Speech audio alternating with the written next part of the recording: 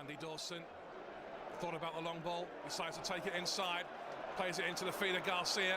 Garcia still going forward here. Richard Garcia, still Garcia! Garcia! It's another for the Tigers, and Richard Garcia, he can't stop scoring goals either, and Hull City have got another. It's 7 goals for the season for Garcia, and Watford's promotion hopes are well and truly vanquished now. Hello and welcome to a very special edition of the Tigers Down Under, and I've got a very special guest with me. I've got Richard Garcia, former Hull City player with 128 appearances and 10 goals in all competitions to his name. So a huge welcome to you, Richard, and thank you so much for being here. Thanks for having me. So I just wanted to start at the beginning of your City career and what a season it was for you when you first joined the club. You joined at the start of the 2007-2008 season on a free transfer, and you were certainly a pretty special part of that season. You scored the goal of the season against Burnley, and you had a pretty important part to play in the playoff campaign. So when you joined the club at the start of the season, was there that sense around the club that was going to be a special season? Look, when I first signed for Hull, Phil Brown spoke to me openly about the club's plans, and they had a 3-year plan to be in the Premier League, and that sort of aligned with what I wanted. You know, coming from Colchester, I've been at West Ham at a Premier League club, and you know I had to take the step back to Colchester, and Colchester just didn't really have that sort of view, and the Premier League is where I wanted to be. So it was a great move, and when he had that talk with me and sort of said, you know, this club wants to be in the Premier League, you know, it was the right place to be for me. And look, it worked out in the first year that we did achieve that success. And so you've touched on the fact that you started at West Ham, and so I do want to take you back to that. And you moved from Australia as a 15-year-old, and it would have been a pretty daunting prospect. So I understand that you became quite good friends with Michael Carrick at the West Ham Academy. So how was it at the West Ham Academy, and the expectations on you as a youngster? Yeah, we had a good bunch of guys that were away from home, and there was about maybe 5 or 6 of us that sort of lived together to start with. So we all became very close, and it was a high-pressure environment, and we had a very good team, you know.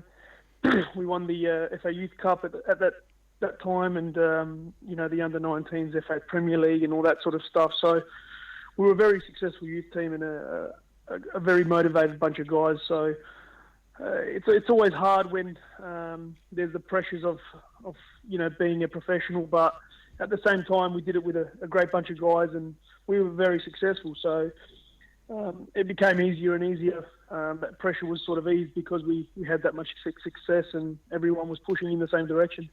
And so Michael Carrick was from up north. Did you ask him much about Hull before you decided on making the move up? And if so, what did he have to say about the club? No, I didn't really. You know, by that time I'd already been in the UK for quite a while by the time I signed for Hull. I think I'd almost been there 10 years by that stage. So, you know, I pretty much knew all there was to know about the club, and, you know, that's what sort of dragged me to the club, really. The fact that, you know, I think the season before, Hull, when we played with Colchester against Hull at the KC, and I think they came third bottom that season, or fourth bottom that season, and were fighting for their lives, and, you know, the stadium was full. The stadium was almost full against Colchester in one of the last games of the season, you know, and I just felt that the club was well supported, and they had great ambition, so that was sort of what really drew me to the club.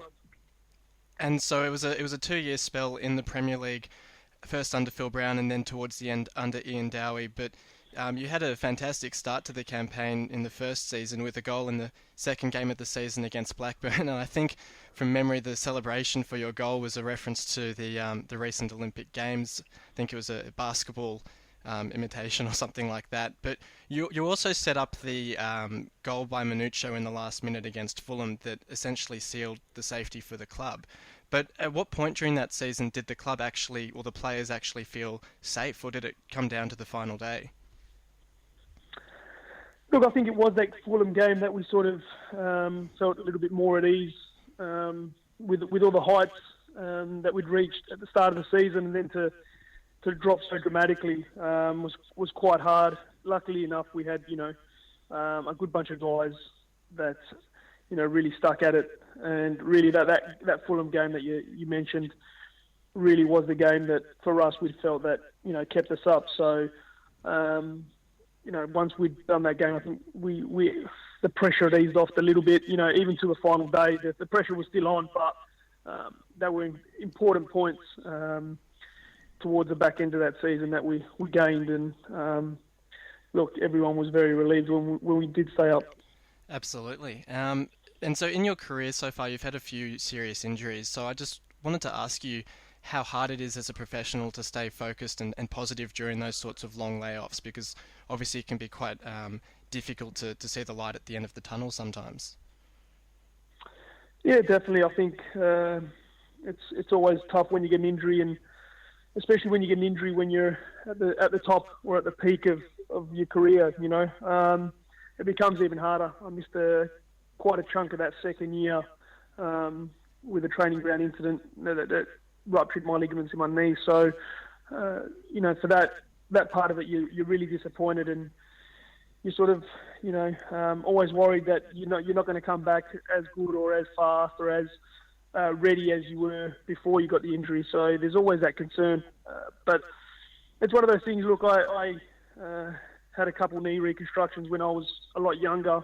I think I was 18 and 20 or something like that. So I'd had to practice at it, and it's always hard, but it's one of those things that the stronger mentally you are, the easier it becomes, and you've got to do the right things and make sure that your body's in the right shape and that you do the rehab well. And I've been lucky enough that I'm still playing today, and the body's still holding up, So there's a lot of people that take injuries and have to end their careers. So I've actually been quite fortunate that I've been able to continue and for quite a while.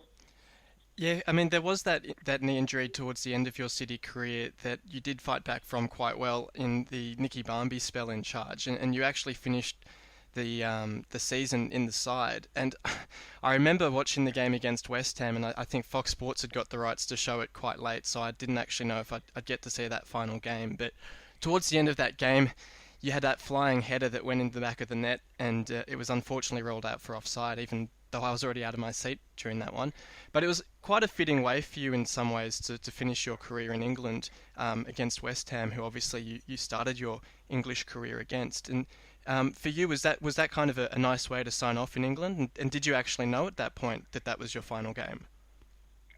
Yeah, I did know. And look, when that header went in, I thought, what a great way to go out in the UK. Scoring a goal for my last club against my first club at the place it all started, would have been a very poetic end. It still was. Look, I was a bit unfortunate not to have that goal ruled onside, but it was very fitting, and I felt it was the right time to part ways and come back to Australia. So look, it's one of those things that when the time's right, the time's right, and it was the right time for the family, and the kids were getting a little bit older, and it just felt like the right time to go back home. Absolutely. And do you keep up much with the current City team? I know I've seen you on Twitter. You stay quite active with retweeting releases from the club and that sort of thing. But do you follow results very closely? Yeah, I do. I still follow them on Twitter, and when the results come out, I'll have a look and see how they're doing. And I'm always interested to see that the club will progress again and get back up there. I had a lot of good years there, and they hold a special place in my heart. So I'll always be following them from afar, and hopefully one day I can take my kids back and show them. They were both born in Hull as well, so that's another reason why the place will always be a fond place for me. And hopefully I can take them back one day and let them watch a Hull City game as well. That would be great, yeah. And just on our chances of promotion this season, what's your opinion on whether they can get up this season? Because obviously it's been a bit of a setback, not pretty much missing out on the automatic spots at the moment, but presumably a playoff campaign ahead of us. Any thoughts on that? Yeah, look, they've got a strong squad, and when it gets to the playoff time, it's about who's willing to go the furthest and who's willing to push themselves the hardest. And it's always hard. I think they've got a good mix of experience and young guys in the squad as well. So that'll bode well for the final series. So look, I've got my fingers crossed. I think they can do it. So let's just wait and see. Absolutely. So you've just touched on your career back in Australia, and I did want to offer commiserations for Perth's exit from finals. It's been a tremendous campaign from you guys, especially Diego Castro, who's looked absolutely brilliant for you, especially after the difficulties of last season. It's great to see the side bounce back. And I just wanted to get your sense of where the A-League's at as a league and in comparison to your time in England. It's obviously improving year on year. It definitely is improving year on year. The quality of players that are coming in are getting better and better, and that's testament to how good the league is. But it's just one of those things that, unfortunately, in the A-League, there's only going to be ever a certain amount of players or pool of players that will be rotated throughout the league. So the hard thing with the A-League is that there's not players from other countries able to come in unless, because we've got the 5 visa spots. You're not going to be able to bring players across so often, and you have to be very selective on who you bring across. So that for me is probably the only stumbling block with the salary cap and the visa spots. The competition for places sometimes becomes a bit stagnant because of that. But for me, look, it's growing year on year, and it's getting better and better. And the quality of players that are coming, and the Australian players that are actually playing in the league are actually a lot better as well. So it's one of those that hopefully with the next TV deal that it keeps pushing forward, and hopefully we can keep winning in Asia as well, which will be a big step forward for the league as well. Yeah, absolutely. It's been great to see Western Sydney, and now Melbourne Victory and Sydney FC doing quite well in Asia, because that'll certainly help to boost the profile of the league. You mentioned the marquee spots, and obviously City fans will be quite familiar with Robert Corrin, who came down to play for Melbourne City for a couple of seasons. Did you get in touch with him much while he was down? Yeah, I did. I spoke to him every time we played against each other, and I always told Rob when we were at Hull together that it'd be a great place for him to come and play, and that he'd do well out here. And I think the games that he did play, he showed that he was a really good player, and it was a bit unfortunate that he spent a lot of the time injured. But I'm sure he enjoyed the experience as far as playing out here and being out here with his family. So it was good to be able to catch up with him and see him again. Yeah, I know City fans in Australia were quite looking forward to seeing what he could do in the A-League, because we've obviously seen his talent in the Championship and even in the Premier League, and it was quite unfortunate that injuries didn't let us see his full potential.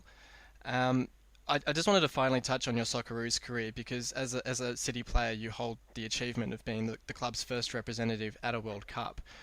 So I just wanted to touch on your memories of that tournament in South Africa, and especially, you started the game against Germany, which would have been a huge occasion. Yeah, massive moment for me, and look, it'll be something that I look back on very fondly. We're a bit unfortunate not to go through the next stage. I think the World Cup beforehand in 2006, they got through on the same amount of points, so it was a bit unlucky that we got beat off Germany I think it was 4-0. So that was probably like the nail in the coffin. But as you saw in that World Cup, Germany were on fire, and I think they beat England and Argentina as well 4-0. So we weren't too far off the pace. So just disappointing that we didn't get into the next round.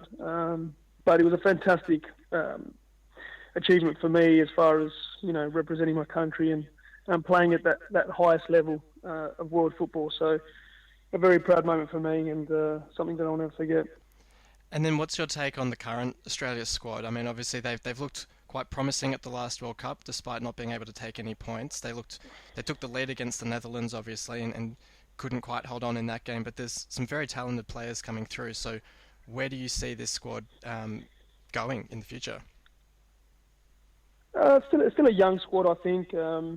I think the issue is, I think, maybe trying to get a lot of these players to leave Australian shores and hopefully head overseas and try to play some European football as well. I think that's now becoming the issue as far as the Australian squad's concerned. We need to maybe push our players a bit further abroad, and now with the likes of Asia opening up and people going to Asia, it might not be the same quality as it is going to Europe, and that for me is the biggest issue. The competitive leagues in Europe are, I think, a lot stronger, especially the top leagues. Back in 06 and 10, we had a lot of players that were playing Premier League, Serie A, people playing in La Liga. So that's sort of the aim, I think, that we need to get back to and try to push these better younger players out into Europe as well and learn the hard way, I suppose. I think we're very insulated in Australia, and we don't see the quality of other teams. But this squad is actually a very talented squad, and it'll just be how they progress. I think they've got a game against England coming up this off season, so it'll be interesting to see how they get on against them, and the game against Greece as well will be another one that will be interested to see how they come up against a bit of better European teams. Certainly looking forward to those. I can tell you that a few City fans have been bombarding the club with trying to sign Aaron Moy, because it'd be great to get into the club. I don't think it's too likely, but he's certainly a talent that he's one of those players who should be looking for a move overseas in the near future, I suspect, to progress his career. But we'll see how they go in the finals this Friday night against Adelaide. But thank you so much for joining me, Richard. It's been an absolute pleasure to chat to you. No problem. Thanks very much for having me, and it's been a pleasure talking to you. And all the best for the future. Do you know at this stage any prospects for the next year or so? I think you're out of contract at the moment. Out of contract at the moment, but in negotiations with the club. So look, it's something I'll discuss over the next few weeks, and hopefully it'll be all sorted before the end of May. Great to hear. So best of luck with that, and best of luck for everything else that comes your way in the future. And thank you for joining me. Thanks very much. Pedersen with a little flick. Now Garcia fancies a shot from way out, and oh my word! That is an outstanding strike from Richard Garcia from fully 30 yards out. He hammers it in the top left-hand corner for an absolute goal of the season contender. An outstanding strike from Garcia. It's Hull City 2, Burnley 0, and Brian Jensen was left clutching at air. You won't see a better strike anywhere.